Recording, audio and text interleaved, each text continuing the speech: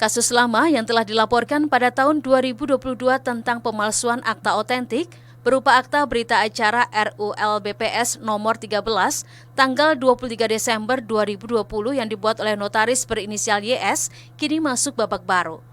Kuasa hukum Michael Setiawan meminta kepada Polda Jawa Tengah dalam hal ini Ditreskrimum untuk segera melaksanakan putusan pengadilan. Kasus ini bermula saat Michael Setiawan yang berdomisili di Australia tiba-tiba dituntut untuk menanggung kerugian saham PT Mutiara Arteri Property.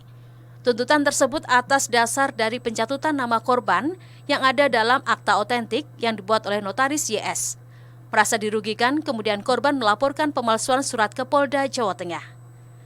Melalui kuasa hukum, korban akhirnya menang dalam gugatan pra-peradilan melawan Polda Jawa Tengah. Majelis Hakim mengabulkan permohonan gugatan yang diajukan oleh pemohon, kemudian notaris yang diduga memalsukan surat ditetapkan sebagai tersangka. Atas penetapan tersangka, notaris juga menggugat pra-peradilan namun ditolak pengadilan. Jadi tiba-tiba klien kami digugat ada akte RUPS LB, akte nomor 13, yang kebetulan tertulis di situnya dibuat oleh notaris Yustiana Serpanda. Padahal teman-teman tahu sendiri namanya kita kalau ditulis dalam suatu akte pasti kita pernah berhubungan dengan notaris tersebut, nggak mungkin nggak. Nah di sini klien kami merasa tidak pernah dikontak sama sekali, nggak pernah merasa dihubungi sama sekali oleh notaris ini. Kok tiba-tiba namanya dicatut ada suatu ini, maka keadaan palsu tersebut akhirnya dicoba dilaporkan oleh klien kami di Polda Jateng.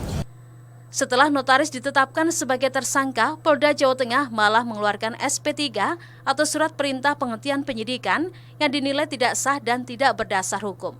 Hingga kini, kuasa hukum korban terus mendorong Polda Jawa Tengah untuk melaksanakan putusan pengadilan. Senat Puji, Kompas TV, Semarang, Jawa Tengah.